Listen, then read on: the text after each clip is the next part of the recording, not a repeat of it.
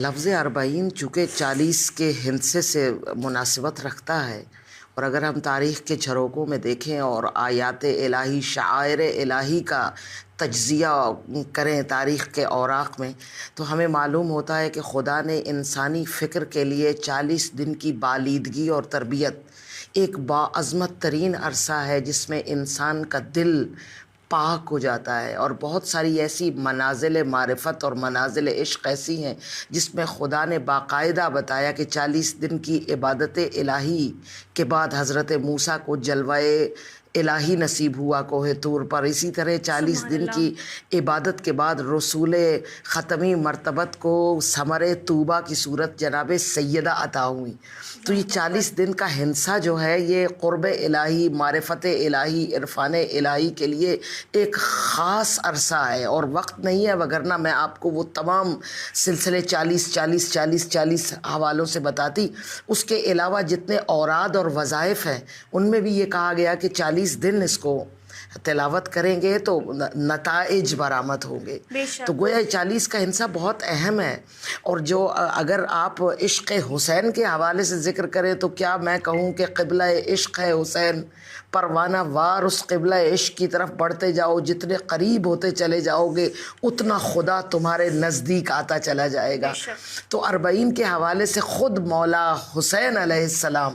اپنے عاشق کو انتہائی کم شرائط پر فقط ایک آنسو، حسین کی یاد میں، تم کسی بھی مذہب و ملت سے ہو،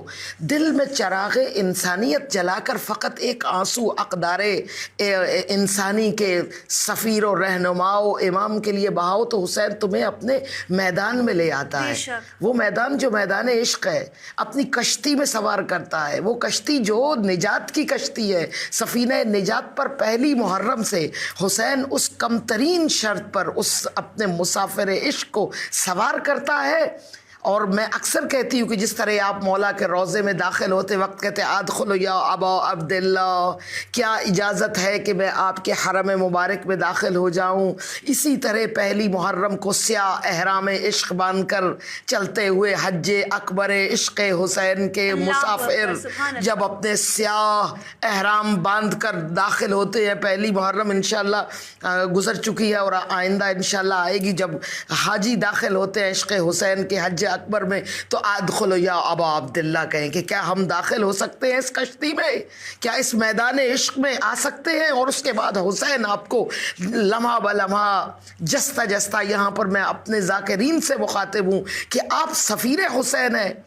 حسین کے لیے صرف شور و بکاؤ گریہ و ماتم نہیں ہے، حسین اسوہ ہے، حسین رزم ہے۔ زینبی عزم اور حسینی رزم کو اپنائیں اور اپنے اس کشتی کو جس میں حسین سوار پہ سوار کر رہے ہیں، میدان میں نئے سے نیا مسافر عشق لا رہے ہیں 40 دن کی، یہ پورا وہ فلسفہ عشق ہے جس میں حسین آپ کو پہلی محرم سے شریک فرماتے ہیں، ہر سال شریک فرماتے ہیں، اور اس کے بعد آپ کو وہ غذائے روحانی، وہ غذائے عاشقانہ،